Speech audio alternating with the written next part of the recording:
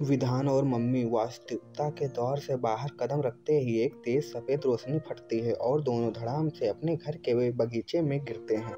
घर वही, दीवार, खिलौने, सोफे, सब कुछ वैसे ही है, लेकिन किसी चीज़ में एक हल्की सी गड़बड़ी थी। विधान उठता है और देखता है मम्मी का सिर अब वापस अपनी जगह है। वो मुस्कुराती है, उसे गले लगाती है, पर तभी विधान की नज़र दीवार पर जाती है। दीवार पर टंगी घड़ी की सुई उल्टी दिशा में चल रही थी। विधान, मम्मी ये घड़ी उल्टी कैसे चल रही है? मम्मी की आंखों में चिंता उतर आई।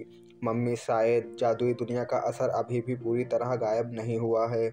किचन में जाते ही मम्मी को एक चीज़ बेहतर अजीब लगी। उनकी परछाई उनकी तरह हिल नहीं रही थी। मम्मी दाईं तरफ मुड़ी, परछाई बाईं तरफ मुड़ी। विधान डर कर बोला, ये अभी भी वही परछाई वाले राज्य का असर है क्या? मम्मी धीरे से हिलती है। मम्मी, हम दोनों वापस तो आ गए बेटा, लेकिन जादुई दुनिया का दरवाज़ा अभी भी पूरी तरह बंद हुआ है। रात होते होते घर का माहौल और अजीब होने लगा। खिलौने अपने आप हिलते दिखे, टीवी बिना चालू किए चमक गया, हवा में हल्की हल्की हंसी गूंजने लगी। विधान को समझते देर नहीं लगी, वो दरवाज़ा अभी भी हमें बुला रहा है। मम्मी ने हाथ पकड़कर कहा, हमारी कहानी ख़त्म नहीं हुई विधान, जादुई दुनिया वापस आने की कोशिश कर रही है। रात के 3 बजे विधान बाथरूम के पास जाता है और देखता है अलमारी का दरवाज़ा अपने आप खिसक कर थोड़ा सा खुल गया है। उस खुली दरार से वही सुनहरी रोशनी और वो धीमी सी फुसफुसाहट आती है, वापस आओ, अभी बहुत कुछ बाकी है। विधान की रीढ़ में सिहरन दौड़ जाती है। मम्मी उसके पीछे आकर खड़ी हो जाती है। दोनों उस आधे खुले दरवाजे को देखते हैं और कहानी यहाँ रुकती नहीं बल्कि नई शुरुआत होने का संकेत देती है। रात के 3 बजे खुली हुई अलमारी के दरवाजे से आती हुई सुनहरी रोशनी अचानक तेज होने लगी। विधान और मम्मी जैसे किसी जादू से बंधे गए, ना पास जा पा रहे थे ना पीछे हट पा रहे थे। और तभी उस रोशनी से आवाज़ आई, गहरी पर साफ, जैसे किसी ने बहुत दूर से कहा हो, रक्षक, समय आ गया है। विधान का दिल धड़क उठा। घड़ी की चमक ठंडी होकर एक शांत प्रकाश में बदल गई। उसमें एक आकृति उभरी, लंबी दाढ़ी, चमकती आंखें और शरीर में बहती नीली जादुई लपटें। दिव्य रक्षक अविरल। अविरल बोला, विधान, जिस दुनिया में तुम गए थे वह केवल एक परिकथाओं की जगह नहीं है, वह असल में वास्तविक की जड़ों की रक्षा करती है।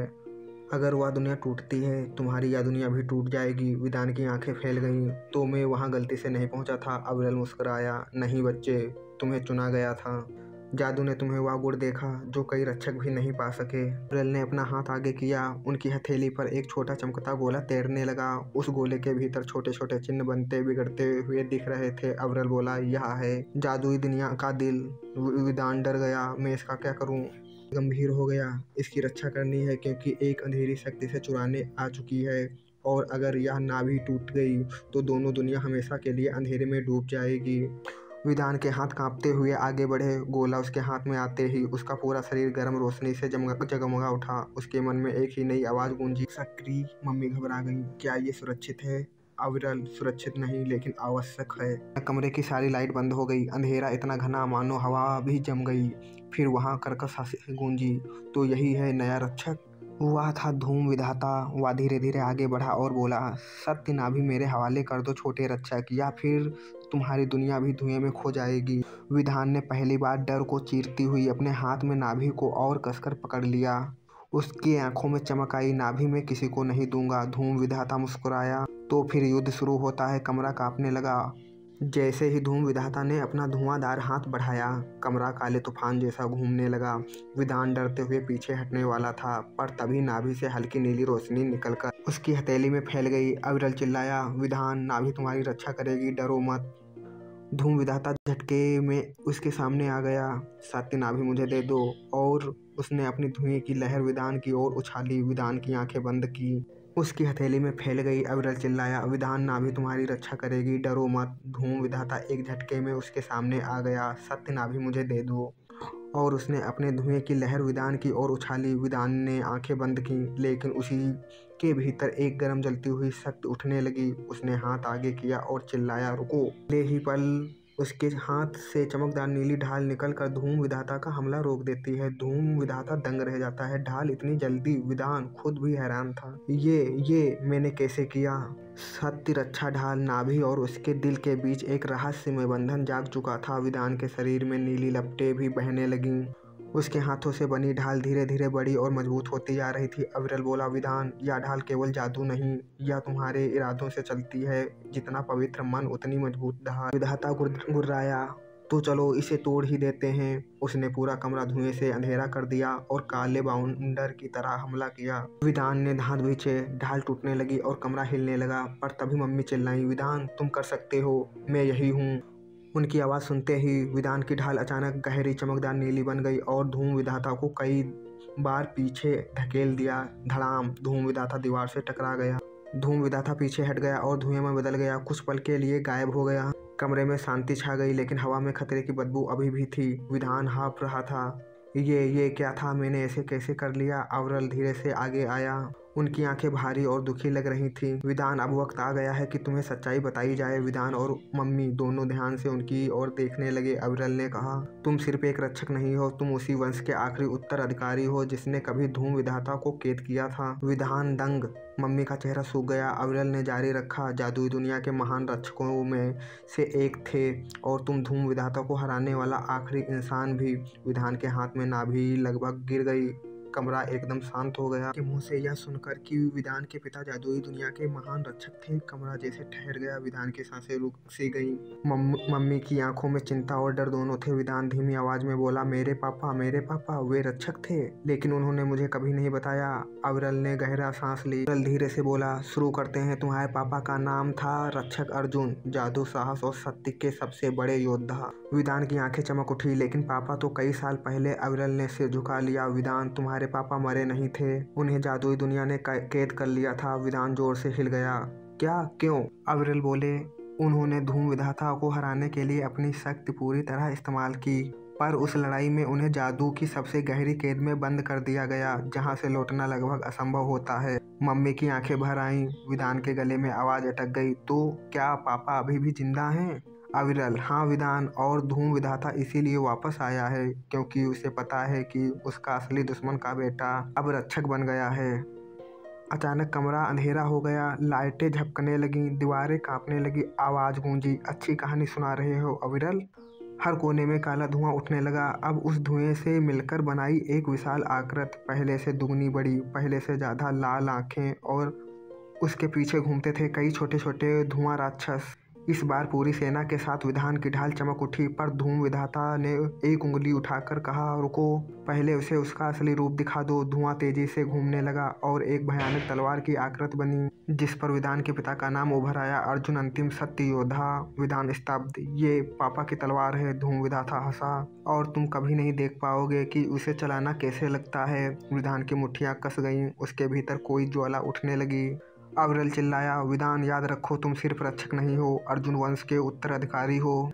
नाभि अचानक एक मंद आवाज करने लगी, जैसे किसी ने उसे पुकारा हो। विधान ने उसे अपने दिल के पास रखा और तभी उसके शरीर से सुनहरी और नीली रोशनी फूट पड़ी। उसके माथे पर एक चमकता हुआ निशान बन गया। अर्जुन चिन्ह रक्षक वंश की मोहर है। धूम विधाता पीछे हट गया। ये कैसे संभव है? ये शक्ति तो तुम्हारे पिता की है। विधान की आंखें पहली बार शेर की तरह चमकी। उसने कहा, मेरे पापा की लड़ाई अब मैं पूरी करूंगा। उसकी ढाल बदलकर एक विशाल चमकदार ऊर्जा और भाला बन गई। कमरा रोशनी से भर गया, मानो एक नई रक्षक का जन्म हो रहा हो। धूम विधाता गुर्राया, तो आओ रक्षक के बेटे, और असली युद्ध की शुरुआत यहीं से होती है। कमरा थरथरा रहा था। एक तरफ विधान, जिसके हाथ में चमकता हुआ सत्य का भाला बन चुका था, दूसरी तरफ धूम विधाता, पहले से दुगना विशाल, लाल आंखों से आग बरसाता हुआ, और उसके पीछे उसकी धुआं सेना घूमती हुई। अविरल मम्मी को पीछे ले जाते हुए बोला, अब लड़ाई शुरू हो चुकी है और इसे सिर्फ विधान ही रोक सकता है। विधान ने गहरी सांस ली। उसकी आंखों में अब डर नहीं, बल्कि पिता की तरह अटूट हिम्मत चमक रही थी। धूम विधाता हवा में उठ गया और उसके दोनों हाथों से काले बवंडर निकलने लगे। चलो छोटे रक्षक, देखते हैं तुम्हारा भाला कितनी देर टिकता है। पहला हमला काले तूफान की दीवार विधान की ओर लप। विधान ने भाला घुमाया। भाले से एक नीली गोल लहर निकली और बाउंडर को चीरकर दो हिस्सों में बांट दिया। धड़ाम। धूम विधाता पहली बार पीछे हट गया। धूम विधाता गुर्राया, ये शक्ति तो तुम्हारे पिता की तरह है। विधान मुस्कुराया, हाँ, क्योंकि मैं उनका बेटा हूँ। धूम विधाता कांप उठा। विधान ने भाला दोनों हाथों से पकड़ा और आंखें बंद की। नाभि ने उसके कान में हल्के से कहा, सत्य को पकड़ो और वार करो। विधान ने भाला पीछे खींचकर एक जोरदार छलांग लगाई। पूरे कमरे में गर्जना जैसी आवाज गूंजी, सत्यवार। भाले से निकली एक चौंधियाने वाली नीली चमकीली किरण सीधे धूम विधाता के सीने से टकराई। धूम विधाता चीख उठा, ऐसी चीख जिसे सुनकर दीवारें तक कांप गईं। उसका सारा धुआं बिखरकर हजारों छोटे छोटे टुकड़ों में बदल गया। अविरल चिल्लाया, विधान, तुमने उसका असली शरीर उजागर कर दिया है, अब वह छिप नहीं सकता। धूम विधाता की आकृति धीरे धीरे फिर से बन रही थी, लेकिन कमजोर। उसकी आंखों में डर था। नहीं, ये बच्चा इतना शक्तिशाली कैसे हो सकता है? धूम विधाता पीछे हटते हुए बोला, ठीक है रक्षक के बेटे, तुमने मुझे आज हरा दिया है, पर याद रख। उसने हवा में एक काला चक्र बनाया, जैसे किसी दूसरी दुनिया का झरोखा। उस चक्र के भीतर एक धुंधली आकृति दिखाई देने लगी। एक आदमी, हाथों में बेड़ियां, आंखों पर पट्टी और चारों तरफ जादुई कैद की जंजीरें। विधान की सांस थम गई। पापा! मम्मी की आंखों से आंसू निकल पड़े, लेकिन इससे पहले कि विधान और देख पाता, धूम विधाता हंसते हुए बोला, अगर उन्हें पाना है तो उस दुनिया में आना पड़ेगा जहाँ से कोई वापस नहीं आता। और चक्र धड़ाम एक तेज धमाके के साथ बंद हो गया। धूम विधाता धुएं में बदलकर गायब हो गया। कमरे में खामोशी फैल गई। विधान ने भाला नीचे किया और धीमी आवाज में कहा, पापा मैं आ रहा हूँ। अविरल आगे बढ़े, विधान, अब तुम्हारी यात्रा सिर्फ रक्षा की नहीं है, बल्कि परिवार को वापस लाने की भी है। धूम विधाता के गायब होते ही कमरे में एक गहरी डरावनी खामोशी उतर गई। विधान अपने भाले को देख रहा था। उसका नीला प्रकाश धीमा हो रहा था, लेकिन उसके अंदर एक नई आग जल चुकी थी। मम्मी ने कांपती हुई आवाज में पूछा, विधान, तुम सच में वहां जाओगे जहां से लोग वापस नहीं आते? विधान ने उनकी ओर देखा। डर था, लेकिन उसका बड़ा था दृढ़ निश्चय। पापा वहाँ हैं, मम्मी और मैं उन्हें वापस लाऊंगा। अविरल आगे आया। विधान, धूम लोक का रास्ता सिर्फ बहादुरी से नहीं खुलता है, इसके लिए तुम्हें अपने भीतर की अगली शक्ति जगानी होगी। विधान ने भाला कसकर पकड़ लिया। अविरल ने अपना दंड जमीन पर मारा। नीचे एक प्राचीन मंडल जगमगाने लगा। मंडल पर अजीब चिन्ह उभर आए, कुछ चमक रहे थे, कुछ अंधकार जैसे काले थे। अविरल बोला, विधान, यह मंडल तुम्हारा परीक्षा द्वार है। लोग ढूंढने के लिए तुम्हें उस शक्ति को सक्रिय करना होगा जो तुम्हारे वंश में छिपी है। विधान मंडल के बीच खड़ा हुआ। नाभि अपने आप उसके सीने से उठकर हवा में तैरने लगी। अचानक कमरे में ठंडी हवा भर गई। चारों तरफ धुंध फैलने लगी।